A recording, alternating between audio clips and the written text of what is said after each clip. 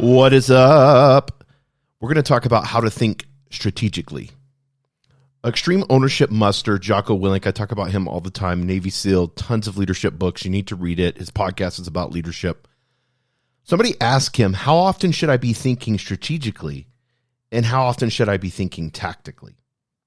So we're going to get into some military here. I was in the Marine Corps, so this resonates with me, and for some of you it does. Some of you that understand it more of a strategic level, a tactical level. And if you haven't been in the military, I don't want you to tune me out because this is going to be very, very helpful for you. You're going to understand strategy. And you don't have to be in the military. Some of the greatest strategists that are out there have never been in the military. So I encourage you, don't think of it just as like, well, here's another one of Jason's military podcasts that he's talking about in military leadership. These principles are universal. Whether they're principles that we see in Rome or principles that we see in politics in Australia, it doesn't matter. Leadership is leadership. Bad leadership we can learn from. Great leadership we can learn from.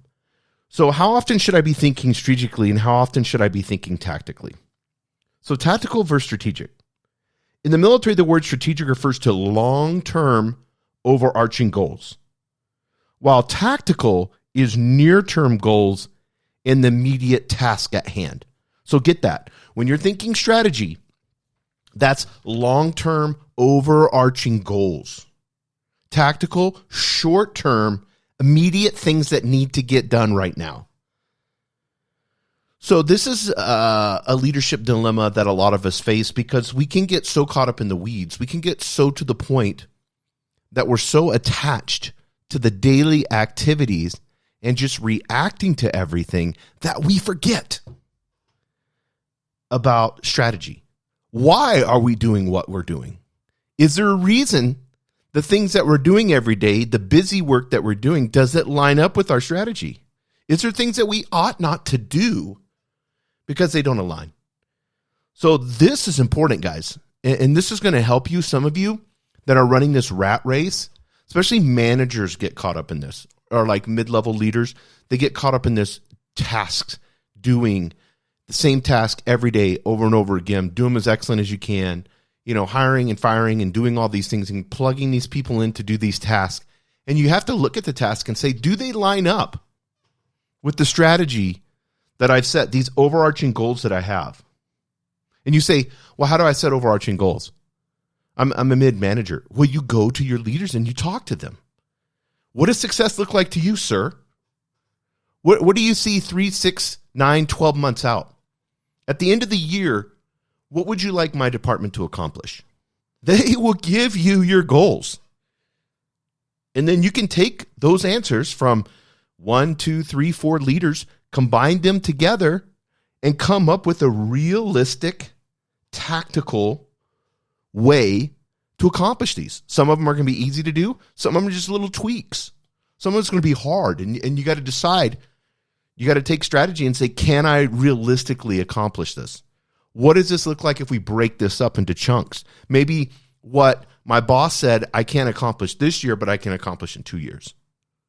Or maybe I need resources to be able to accomplish that. You see how this goes, guys? So this is really, really important.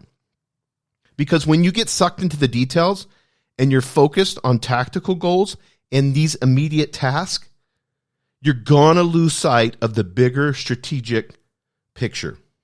You're not going to be long-term able to advance your team forward. So Jocko's answer is this. You should be thinking strategically all the time. He was very emphatic about that. All the time. Everything you do tactically should be furthering your strategic goals. Don't do it just because it's been done. You need to question everything that you're doing. You're going to find out, especially in certain positions, when you begin to question these, like this person's wasting like 2 hours a day on nonsense. I need to rearrange what they're doing tactically. The tasks that they're doing every day, about 50 of them, and you want to do this, shadow somebody. That's a good way. Or ask questions. Say, why are you doing that? Or what's it? Well, I was trained to do this. You know how good we are at training, right? We just dish them off. We hire somebody and then we dish them off to the team to allow the team to kind of halfway train them and they have to kind of halfway figure shit out themselves. That's why training and onboarding is so important, guys. In the military, it's life or death. So it's training and onboarding constantly to make sure everybody knows the mission, knows how to do it, can do it with their eyes closed, can do it flawless, can do it in the rain, can do it in the fog, can do it at night, can do it in the daytime. Doesn't matter. The mission will get accomplished. You will have to execute on the tactical issues to get tasks done. But if you think strategically all the time, you will be able to prioritize and focus on the most important tactical goals to advance your strategic goals that will ultimately accomplish the mission. Well, how do you do that? Well, number one, they talk about this in How to Think Strategically with Jocko Willink. Number one, he says, stay detached. In order to think strategically, you must detach. It's human nature that we dive into the details of a problem. It's human nature that our ego says, let me spin up my emotions. Let me get 100% invested. I'm the leader. I have the ego. I'm the only one that can solve this. So let me just plow right in and take on this problem 110%. That's when you get in the weeds, guys. That's when you lose sight of the strategic picture. You can't let that happen. You have to stay detached and think strategically all the time. Stop yourself. Am I thinking strategically? That's an affirmation for you. I'm getting emotional about this. I need to detach. I need to detach right now. I just need to detach. Go for a walk. Okay, this problem, how is this problem helping us? What can we learn from it? Maybe I should call a team meeting. Let's talk about the problem openly.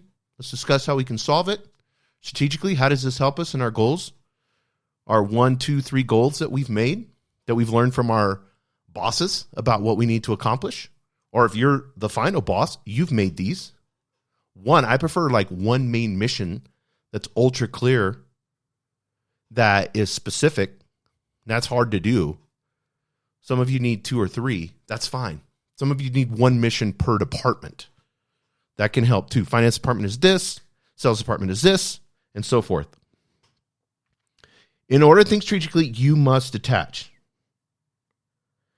And they kind of give a real world example. They talk about somebody, the manager wanting to give ownership of something, but then thinks it's a waste of time to allow Mike to take over this task when he already knows what is going to happen, and then if he just does it really quick, then it can get done. But then, the other person's not taking ownership, the other person's not leading, because that's what we're here for. We want everyone to lead. All your employees should be leading. If they're a janitor, they should be leading in the way, the things that they do to allow them to be as effective as they can to cleaning your buildings. And you need to ask them, well, how would you do that? What do you, 3 months later down the road when you're coaching them, you bring your janitor in, or you talk to their boss, whoever it is that's in charge of, and you're like, what are some of the things that we can do to improve? What are some of the things that you need? Well, our mop bucket leaks everywhere, and the mop heads, I only have 2 of them, and I have to rotate them all the time, and they're not that clean. Or really would be nice to have a wash machine, and then we can wash the rags instead of, getting a service that does the rags and so forth. I mean, the list goes on and on. I'd like a little bit of tools because I think I'm kind of handy and I can fix some things instead of calling somebody, not charging on. People will give you amazing ideas, guys. Don't sell your people short.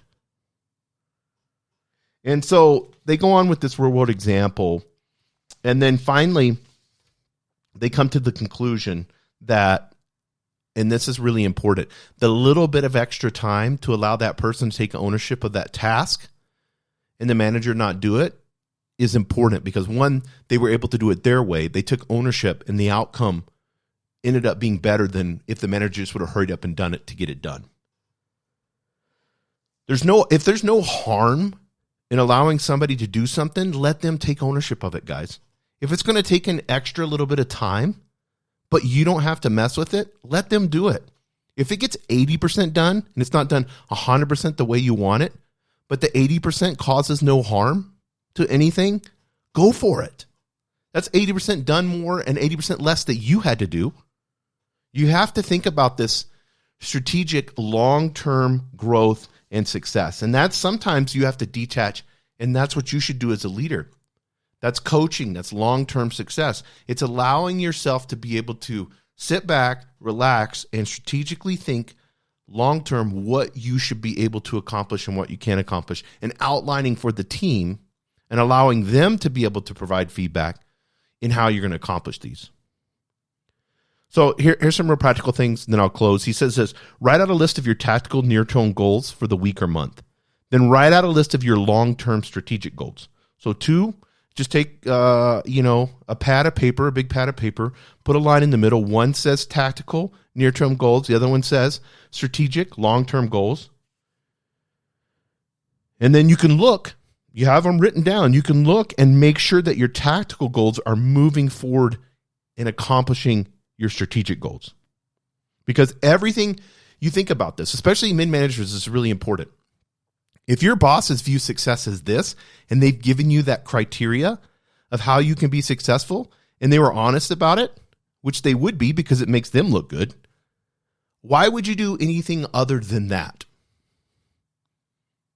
If it doesn't hurt anything, I'm using that word, then why, if that's what your boss views as success, if it creates success for the business, then that should be your goals.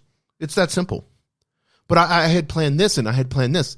Yeah, but is okay, so you get that done. He's like, hey, great job. But in his mind, because you never ask him, in his mind, he's thinking, well, I wish they would have got this done. I mean, he's doing a great job. He's not too far off. You could, just by asking the simple questions, detach, assess your progress, look at your tactical near-term goals, make sure they align strategically, and then execute. That's where most people fail in execution. You have to be able to execute, and you're executing not in something that you really don't know that's in the fog or something that you've always done. You're executing tactically on your strategic goals to accomplish those. Guess what's going to happen? You're going to create alignment and unity. Your team is going to know exactly what to do. That creates accountability. They're going to have clarity from knowing exactly what to do. And you're going to see them hold each other accountable, become leaders, work on becoming leaders as you're coaching them. And then you're going to feel weird because you're not doing as much as you used to be because your team's actually working and doing what they're supposed to be doing. And now you're going to have to take a phase and say, well, my work is to make sure that the strategic things are getting done. And then I'm going to allow them to handle the tactical. And then I'm going to do coaching and be a leader. Imagine that. Guys, we are always developing and improving our leadership skills. That's how we get better at anything. Whether it's Muay Thai or Jiu-Jitsu or going to the gym or shooting or throwing an axe, whatever it may be. Writing, doing poetry. I mean, the list goes on and on. How do you get good at a skill? By assessing it and doing it over and over and over again. Looking, saying, no, this is good, this is bad, I did this good. Oh, this is great. Well, I need to work on this. And it's just that slow, continual improvement that makes you evolve. And the next thing you know, you become an amazing leader. That's how it works over time. Work on your leadership skills every single day. Thank you for joining us on the Albuquerque Business Podcast. And thanks to our sponsor, RigbyDigital.com. Make sure to subscribe and share. And go to abqpodcast.com. Get show notes, resources, and links to everything we talked about today to help you navigate your journey as an entrepreneur and business owner.